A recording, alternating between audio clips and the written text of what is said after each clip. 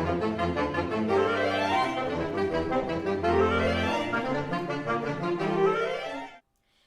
my name is Anna Fitzgerald, and in this video I will be going more in depth on double tonguing. Now, in my last double tonguing video, I discussed how to get started by saying the syllables tu and ku and practicing them, tuku, tuku, tuku, tuku, tuku, tuku, and then applying them to the horn. Now, in this video, I will be offering a few more practice strategies on how to develop your double tongue even further. The first one is a one-note articulation exercise that builds up over time. So I always like to start with F natural with the octave key. It's a very comfortable note to start the double tonguing on. And the exercise goes like this. You isolate the front of the tongue with the tu syllable, tu, tu, tu, tu. Then the back of the tongue with the ku syllable, ku, ku, ku, ku. And then you put them together, tu, ku, tu, ku. You do this with quarter notes, eighth notes, and then 16th notes. I will demonstrate a round of this exercise for you. I have my metronome set to 60 to start.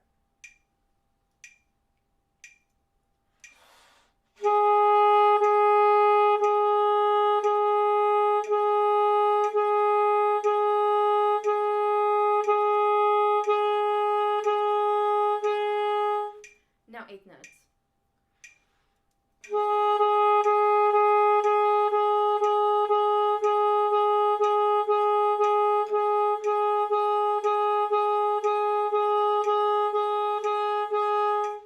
Now 16th notes.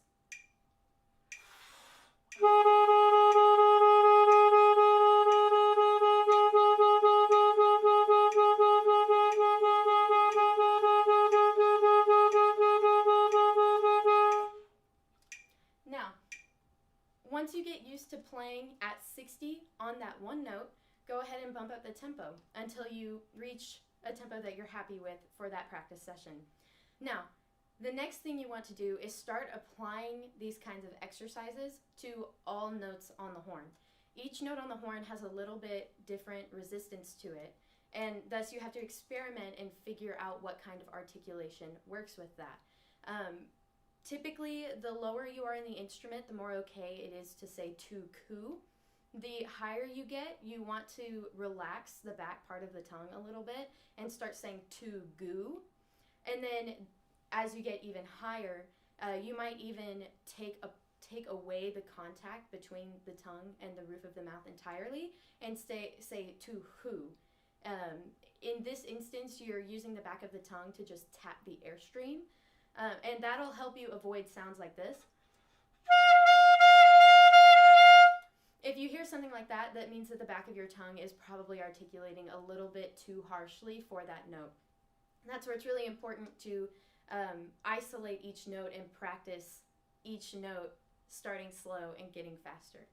Now, another good exercise to do that is very similar to the one I just showed you, but it moves through the horn. For this one, you're going to go tuku, tuku, tuku, tuku, tuku, tu, and then move up to the next note. I like to do an F major scale for this exercise, but you can apply it to any scale you would like. And I will demonstrate a little bit of it for you.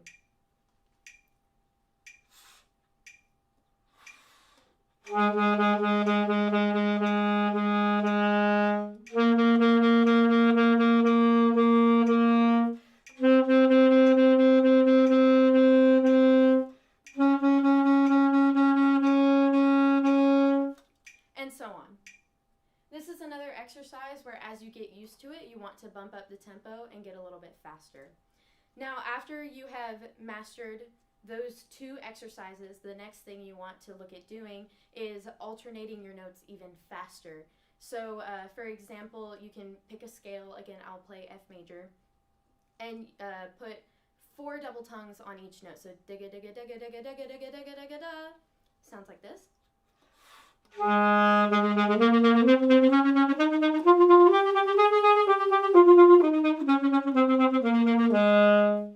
And then do 2.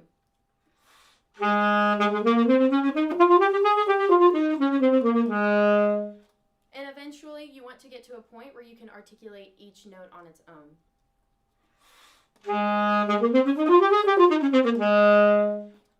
Now, if you're having trouble doing that right away, take it very slow.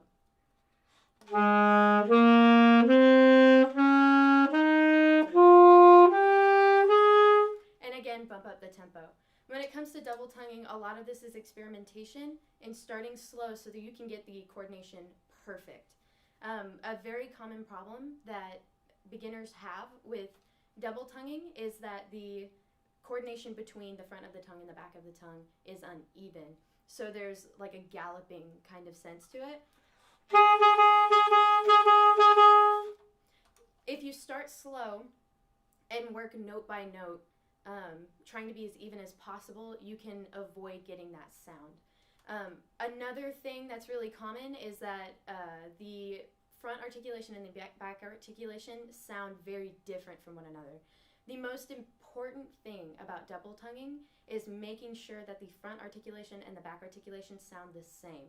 Think of it as if you were to listen to someone double tonguing, you shouldn't be able to tell that they are using two different parts of their tongue. To do this is again experimentation. Record yourself, listen to yourself playing, and make sure that as you're doing these exercises slow and getting them faster, that everything sounds the same, is even, and is coordinated correctly. Now, once you've tried all these exercises, you've experimented on all of the notes, you've evened out your articulations sound the same, and you have some flexibility across the horn. Apply these exercises to your music and see where you can utilize double tonguing in your music. It's very helpful for fast passages that are articulated, especially if they're staccato. For example, staccato 16th note runs that are supposed to be articulated.